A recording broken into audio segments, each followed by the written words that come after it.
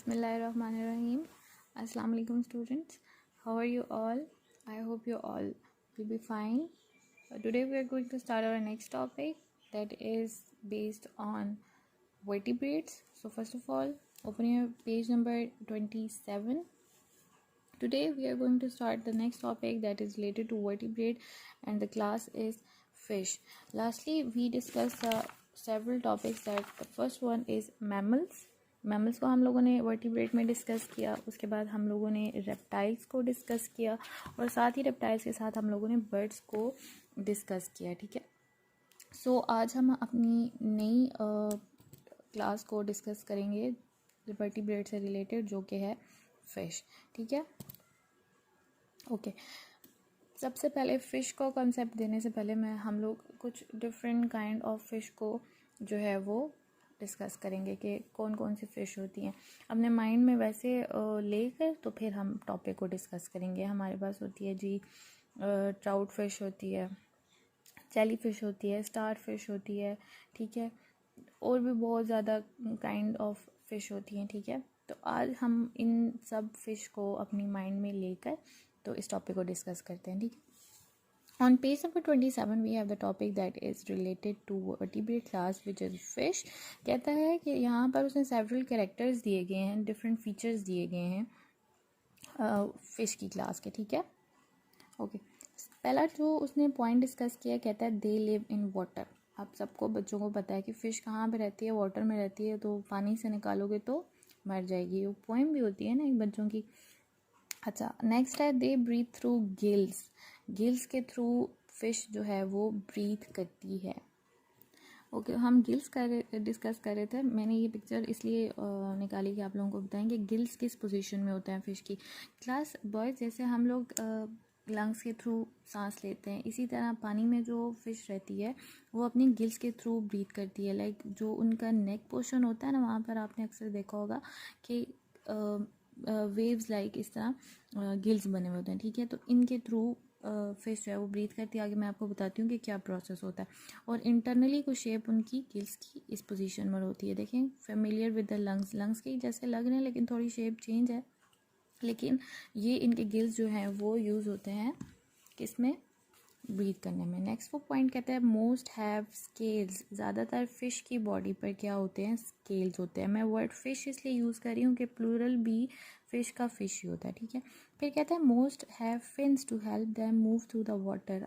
Fins क्या होते हैं, ये आप इस डायग्राम में अगर देखें तो वो छोटे छोटे फिन्स पर से जो लगे हुए होते हैं उनके साथ वो हेल्प आउट करते हैं फ़िश को मूव करने में, स्विमिंग करने में. ठीक है, आगे पीछे मूव करने में. फिर लास्टली ये कहता है दे आर कोल्ड ब्लडेड. तो फ़िश की ये क्लास, वर्टिब्रेट की ये क्लास जो कि फ़िश है वो भी हमारे पास कोल्ड ब्लडेड है. आगे मैं आपको बताती हूँ कि कौन कौन सी हम लोगों ने क्लासेस पढ़ी और उनके क्या क्या फ़ीचर्स थे.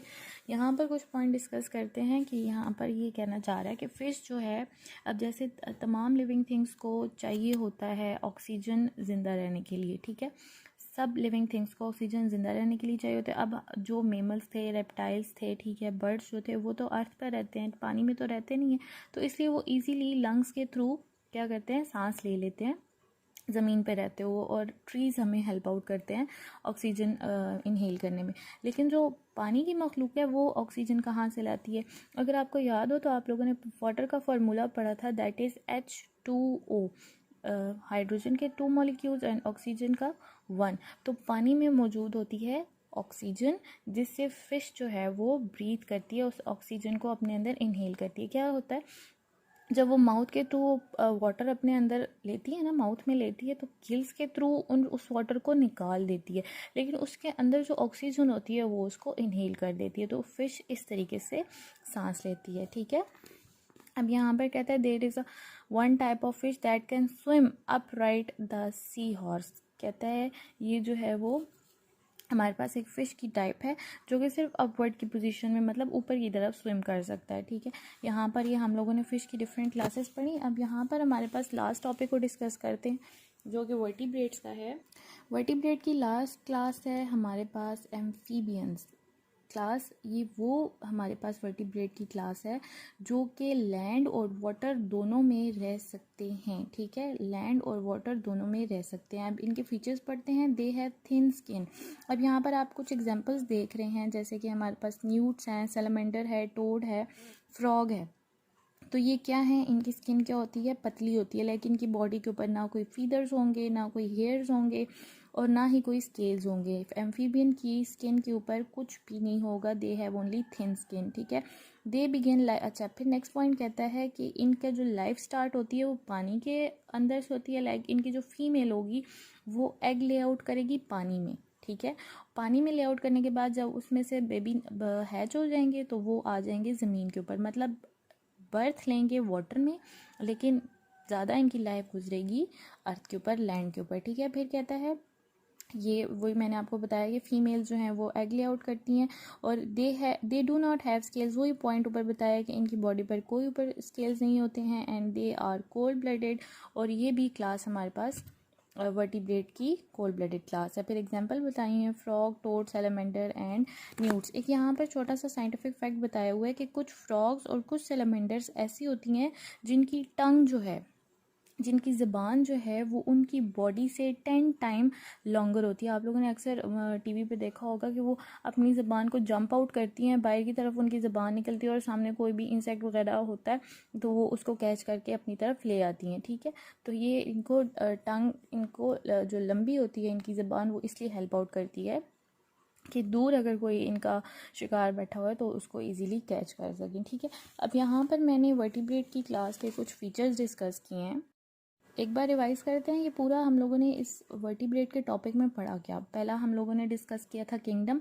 किंगडम डिवाइड हुई थी 2 ग्रुप्स में, एक था वर्टिब्रेट, एक था इनवर्टिब्रेट। वर्टिब्रेट में जो क्लासेस आती थी, mammals, reptiles, birds, fish and amphibians, ये 5 क्लासेस हमने पढ़ी। इनके डिफरेंट हम लोगों ने फीचर्स डिस्कस किए।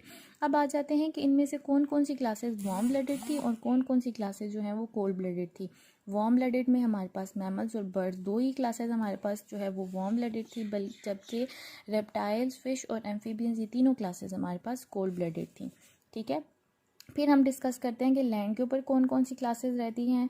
Mammals, reptiles, almost birds. Almost birds इसलिए लिखा हुआ है क्योंकि ज़्यादातर बर्ड्स क्या होते हैं, फ्लाई भी करते हैं और फ्लाई करने के बाद दोबारा ज़मीन पर आते हैं, लेकिन कुछ मैंने आपको बताया था बर्ड्स ऐसे होते हैं जो फ्लाई नहीं कर सकते, जिनमें से ऑस्ट्रिच था, पेंगुइन था, ठीक है, कीवी बर्ड था, ये फ्लाई नहीं कर सकते, इसलिए इनको मैंने ऑलमोस्ट बर्ड लैंड पर इसलिए लिखा।